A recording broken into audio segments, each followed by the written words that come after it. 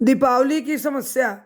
दीपावली की समस्या बड़ी जटिल समस्या है और उसमें सूर्य ग्रहण भी लग रहा है, दीपावली भी है, सोमवती अमावस्या भी है। तीनों का समस्या कैसे होना चाहिए। सुमारी अमावस्या में जो भाई बहनें फेरी देती हैं कैसे देगी, कब उठना चाहिए, किस चीज़ का दान देना चाहिए, और सूर्य ग्रहण के पहले कब उठना चाहिए, कैसे देना चाहिए कि सूर्य ग्रहण का छत्र छाया आप लोग पर न पड़े। नमस्कार, गीता भक्ति गीत में आप लोग का स्वागत है। सबसे पहले तो दीपावली की बहुत बहुत शुभकामना आप लोग को। भगवान राम सीता की आपके छत्र छाया आपके ऊपर बनी रहे। और मैं सबसे पहले बता दूं कि दीपावली को शाम को तैयारी तो करना ही है। पहले सुबह आप लोग ब्रह्म मुहूर्त में उठ जाइए और सारी तैयारी सोमवती अमावस्या का कर लीजिए। उसके एक दिन पहले सारी सामग्री इकट्ठा आप लोग को करना है, क्योंकि सुबह टाइम नहीं मिलेगा। सूर्य ग्रहण भी लग रहे हैं और आप लोग को सूर्य ग्रहण से पहले ही फेरी दे के कल लौट आना है। तो सबसे पहले सब सामान इकट्ठा कर लीजिए। इकट्ठा करने के बाद जिसका फेरी देना हो, सामान में आप लोग बेसन ले लीजिए और बेसन ले लीजिए। बेसन के एक धोवन बना लीजिए। धोवन बनाने के बाद आप लोग उसमें वहाँ ले जाइए और उस पीपल के नीचे विराजमान कर दीजिए। विराजमान किए के बाद उनको सिंदूर बिंदी टिकुली चुंदरी से लगाकर उनको सजा दीजिए। और सजाने के बाद आप लोग उन्हीं का फेरी दीजिए। और फेरी 108 बार कच्चा सूत लपेटिए। समस्या यह है कि आप लोग फेरी किस चीज़ का देंगे, किस चीज़ का आप लोग को फेरी देना है। फेरी फेरी इस बार आप लोग को देना है कि आप लोग अगर आंवले का फेरी नहीं दिए होंगे तो आंवले का दे दीजिए 108 बार। लेकिन सबसे अच्छा है आपका दीपदान है। इस बार आप लोग 108 दिया की फेरी दे दीजिए। पति की दीर्घ आयु, रोग मुक्ति, और भगवान राम उस दिन लौटेंगे, आपके घर में सुख समृद्धि सब बनी रहेगी। इसलिए आपको अब दीपदान में मत कि जलता हुआ दीप आप लोग लेके घूम नहीं सकते। इसलिए आप लोग एक दियाली 108 लीजिए। 108 रुई की बत्ती साथ में लेके आप लोग घूम जाइए। और उसके साथ में आंवला ले लीजिए, कार्तिक में पड़ा है।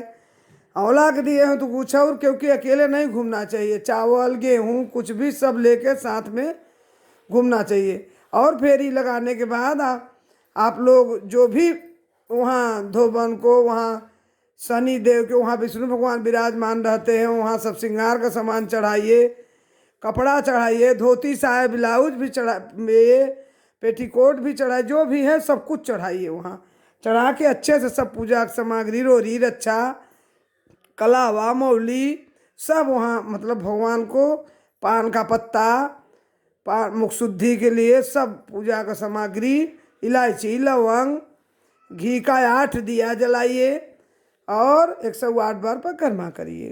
ये तो हो गया पूजा की विधि और नियम। सुबह ब्रह्म मुहूर्त में उठ जाइए, नहा लीजिए, अच्छे से तैयार होके लाल साड़ी पहन लीजिए, पीला साड़ी पहन लीजिए। आप लोग पहन के भर चूड़ी मंगलसूत्र इसमें ज़रूरी है, बिछिया श्रृंगार करके और आप लोग जाइए और जाइए वहाँ फेरी लगाइए। हो सके तो अपने पति के साथ जाइए। यदि पति नहीं खाली हैं तो आप लोग इस तरह से जाकर सोमवती अमावस्या का फेरी लगाइए। और फेरी लगाइए और उसमें फेरी लगाने के बाद कहानी इस प्रकार है उसका कि एक मतलब राजा थे और उनको एक बेटा और 7 बेटी थी। एक बार एक साधु ने आया तो उनके बहुएं ने निकली उनको आशीर्वाद लेने के लिए। तो उन्होंने कहा सौभाग बढ़े। बेटी निकली तो कहें कि सौभाग्यवती भव, तो बेटी निकली तो कहें बेटी खुश रहो। इसी तरह से सुहाग दिए। तो ये सुनकर उनको माँ को बड़ी चिंता हुई। कही कि साधु एक बात पूछनी है, आप मेरी बेटी को इस तरह से क्यों आशीर्वाद दिए, सुहाग का आशीर्वाद क्यों नहीं दिए। बहुत देर तक साधु ने सोचा और कहा कि भैया आपकी बेटी को सुहाग नहीं लिखा है, कैसे दूं। कहें बताइए पंडित जी के क्यों। बताए कि इनके तकदीर में सुहाग नहीं है। तो उनके पिता ने पूछा कि हे साधु महात्मा, ये बताइए कि कैसे दूर होगा, क्या कोई इसका उपाय है? उन्होंने बताया कि हाँ, 7 समुद्र पार एक धोबन रहती है। अगर वो इसके शादी के समय आ जाए तो इसका सुहाग लौट जाएगा। इतने बदे, इतने में क्या काम किए कि वो 7 कहे कैसे जाएगा तो कहे कौन जाएगा 7 सुहाग समुद्र पार। उसका भाई एक ही था, तैयार हो गया, वहाँ गया, एक नाव किया। वहाँ बड़े मुसीबत में लोग पड़े। एक पीपर का पेड़ था, उसमें एक सुग्गा जो थे वो तोता एक घोंसला दिया तो उसका एक बच्चा था। ये लोग वहाँ रोने लगे, कैसे उतरे? वो अपने पंख पर बैठा के उनको पार किया। वहाँ जाकर दोनों भाई और बहन जाके उस धोबन का चूल्हा चौका करते, खाना बनाते, बर्तन मांजते, कपड़ा साफ करते, सब कुछ करते। इतने में ऐसे ऐसे बीत गया। धोबिन ने सोची कि मेरी बहू करती हैं। बहू से पूछी कि कौन कर देता है? बहू ने कहा माँ मैं तो नहीं करती। तो एक दिन धोबन बहाना करके सो गई। उसको देखना था कि मेरा चूल्हा चौका कौन करता है। सुबह देखी दोनों भाई बहन चूल्हा बर्तन कर रहे थे। धोबिन ने पूछा कि भाई तुम किस लिए कर रहे हो? तो भाई ने कहा कि हे धोबन, मेरे बहन को सुहाग नहीं लिखा है, इनके शादी के समय अगर आप जाएंगे तो इनका सुहाग लौट सकता है। तो धोबन ने कहा ठीक है, चलो मैं तैयार हूँ। और वो चलने लगी लड़कों के साथ, भाई बहनी के साथ चल दी। जाते जाते उन्होंने अपने परिवार से कहा कि मैं जा रही हूँ, अगर मेरे पति को कुछ हो गया तो मेरे पति को मिट्टी को दफन मत करिए, तेल के कुंडे में भिगो कर रख दीजिए। और धोबन यहाँ आ गई और उस दिन बेटी का बारात आई, ब्याह हुआ, भांवरी घूमने लगे। 7वीं भांवरी लास्ट में जब घूमने लगे तो उसका पति गिर गया और गिर के मर गया चौके पर।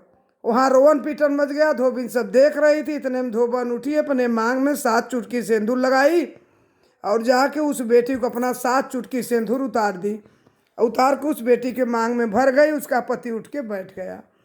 इसके बाद इधर धोबी का पति मर गया, धोबिन का मर गया। तो ले जाने लगे तो उनकी बहू ने कहा कि नहीं माँ मना की है कि इनकी मट्टी को कोई ले नहीं जाएगा, तेल में डुबो के रख दो। वहाँ रख दिए। पूरे गाँव में हाहाकार मच गया कि धोबन का पति मर गया। इधर धोबी जाने लगी तो उसके पिता ने बहुत सारा धन दौलत देने लगे, वो नहीं ले गई और वहाँ से चली गई। घर गई, देखी तो उसके पति मरे पड़े थे। उन्होंने घर नहीं पहुंची, बीच में ही गई। घर पहुंचने से पहले गई तो देखी कि रास्ते में बहुत सी स्त्रियां सोमवती अमावस्या कुछ दिन फेरी लगा रही थी। उन्होंने पूछा कि बहनों किस चीज़ की फेरी लगा रही हो? उन्होंने बताया कि बहनों ये सोमवती अमावस्या का फेरी है। कहाँ किस चीज़ के लिए? कहाँ सुहाग बढ़ने के लिए है, पति की दीर्घायु होती है। कहाँ किससे लगा जाता है? कहाँ जो भी आपके हो भाई वही लेके घूम जाओ, जो भी हाथ में आपके हो, आंवला से लेकर टाफी बिस्किट जो भी हो, ना भी हो, ऐसे मुट्ठी में अनाज लेके। तो धोबन ने देखा वहाँ बेचारी के पास कुछ था ही नहीं, उसके पति मर चुके तो उसका दिमाग भी नहीं सही था। तो वहाँ 108 कंकड़ वहाँ था, वही उठा ली और उठा के सुमारी अमावस्या में सब वो नारिन के संगे जो औरतें दे रही थी फेरी घूम गई और घूम के उन्हीं के साथ पूजा की और मनाई और कही कि मेरे पति की दीर्घायु दीजिए, मना के चल दी। वहाँ पहुँची, इसके जाते ही गई वहाँ, यहाँ का सिंदूर ले जाके शनिदेव का जो फेरी घूमी थी विष्णु भगवान का, धोबन का, ले जाके पति को लगाई और लगाते ही उसका पति उठ के बैठ गया। 7वां फेरी लास्ट में घूमते समय उसका पति मूर्छित से जग गया, वो बैठ गया। पूरे गांव में हाहाकार मच गया कि धोबिन का पति जिंदा हो गया। उन्होंने पूरे गांव को बताया, अपने बहुओं को बताया कि जो नारी सोमवती अमावस्या का फेरी देगी उसके पति की अकाल मृत्यु कभी नहीं होगी, उम्र से पहले उसके पति कभी नहीं मरेंगे, रोग से पीड़ित कभी नहीं होंगे, उसके धन धान पुत्र आदि से संपूर्ण होंगे। तो ये थी सोमवारी अमावस्या की कहानी। धन्यवाद आप लोग को मेरी ये कहानी सुनने के लिए। मेरी वीडियो अच्छा लगे तो मेरे चैनल को पहली बार है सब्सक्राइब कीजिए, लाइक